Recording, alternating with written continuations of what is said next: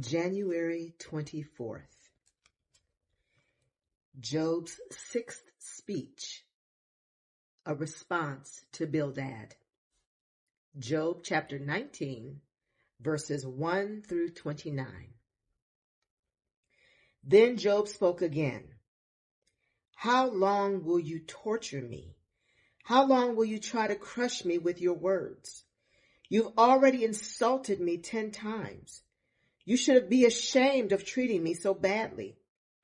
Even if I have sinned, that is my concern, not yours. You think you're better than I am, using my humiliation as evidence of my sin. But it is God who has wronged me, capturing me in his net. I cry out, help, but no one answers me. I protest, but there is no justice. God has blocked my way so I cannot move. He has plunged my path into darkness. He has stripped me of my honor and removed the crown from my head. He has demolished me on every side, and I am finished. He has uprooted my hope like a fallen tree. His fury burns against me. He counts me as an enemy. His troops advance. They build up roads to attack me. They camp all around my tent. My relatives stay far away, and my friends have turned against me. My family is gone, and my close friends have forgotten me. My servants and maids consider me a stranger. I am like a foreigner to them. When I call my servant, he doesn't come. I have to plead with him. My breath is repulsive to my wife.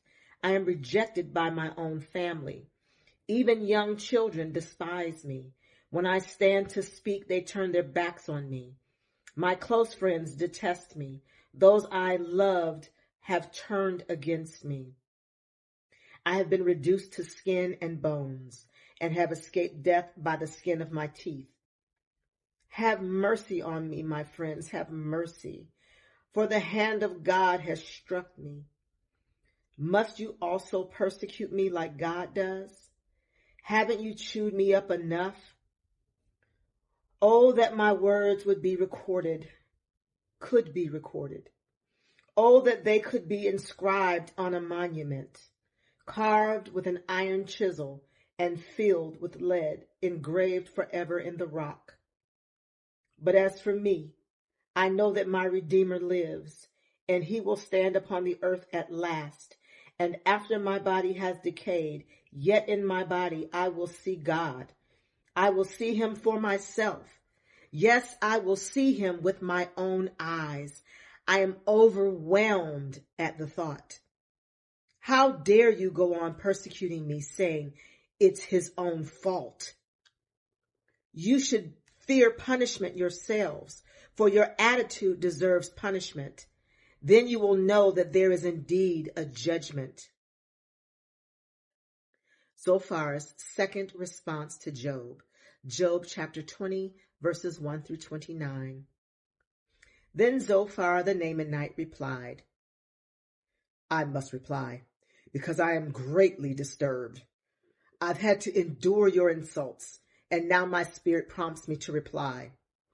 Don't you realize that from the beginning of time, ever since people were first placed on the earth, the triumph of the wicked have been short-lived, and the joy of the godless has been only temporary? Though the pride of the godless reaches to the heavens, and their heads touch the clouds, yet they will vanish forever, thrown away like their own dung. Those who knew them will ask, where are they? They will fade like a dream and not be found. They will vanish like a vision in the night. Those who once saw them will see them no more. Their families will never see them again. Their children will beg from the poor, for they must give back their stolen riches. Though they are young, their bones will die in the dust. They enjoyed the sweet taste of wickedness, letting it melt under their tongue. They savored it, holding it long in their mouths. But suddenly the food in their bellies turns sour, a poisonous venom in their stomach. They will vomit the wealth they've swallowed. God won't allow them God won't let them keep it down. They will suck the poison of cobras. The viper will kill them. They will never again enjoy streams of olive oil or rivers of milk and honey. They will give back everything they worked for. Their wealth will bring them no joy. For they oppressed the poor and left them destitute. They foreclosed on their homes. They were always greedy and never satisfied. Nothing remains of all the things they've dreamed about. Nothing is left after they finish gorging themselves. Therefore, their prosperity will not endure. In the midst of plenty, they will run into trouble and be overcome by misery. May God give them a belly full of trouble. May God rain down his anger upon them. When they try to escape an iron weapon, a bronze-tipped arrow will pierce them. The arrow is pulled from their back, and the arrowhead glistens with blood. The terrors of death are upon them. Their treasures will be thrown into deepest darkness. A wild fire will devour their goods, consuming all they have left. The heavens will reveal their guilt, and the earth will testify against them.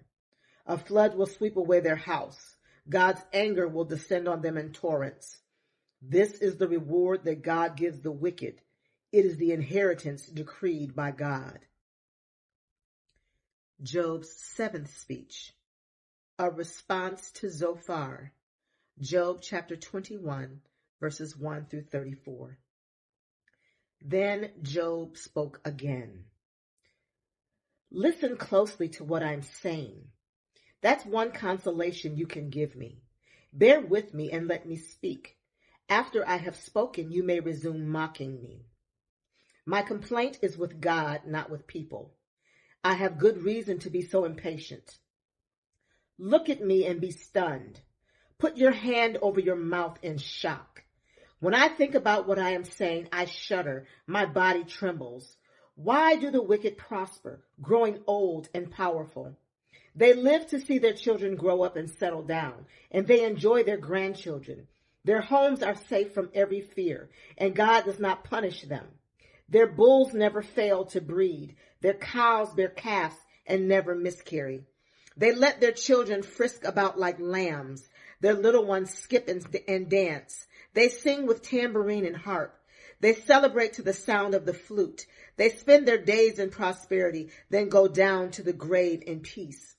And yet they say to God, go away. We want no part of you and your ways. Who is the Almighty, and why should we obey him? What good will it do us to pray? They think about their prosperity is of their own doing, but I will have nothing to do with that kind of thinking. Yet the light of the wicked never seems to be extinguished. Do they ever have trouble? Does God distribute sorrows to them in anger? Are they driven before the wind like straw?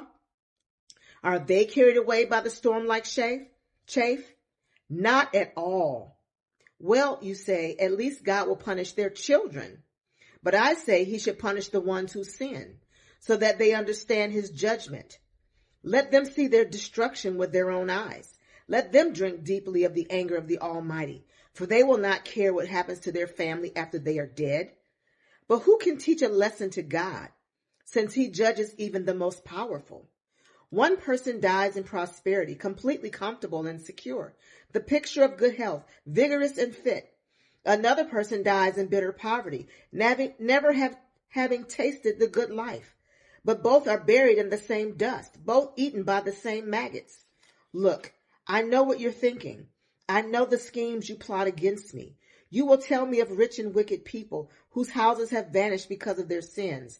But ask those who have been around, and they will tell you the truth. Evil people are spared in times of calamity and are allowed to escape disaster. No one criticizes them openly or pays them back for what they have done. When they are carried to the grave, an honor guard keeps watch at their tomb. A great funeral procession goes to the cemetery. Many pay their respects as the body is laid to rest, and the earth gives sweet repose. How can your empty cliches comfort me? All your explanations are lies. May the Lord add a blessing to the reading and to the hearing of his holy word.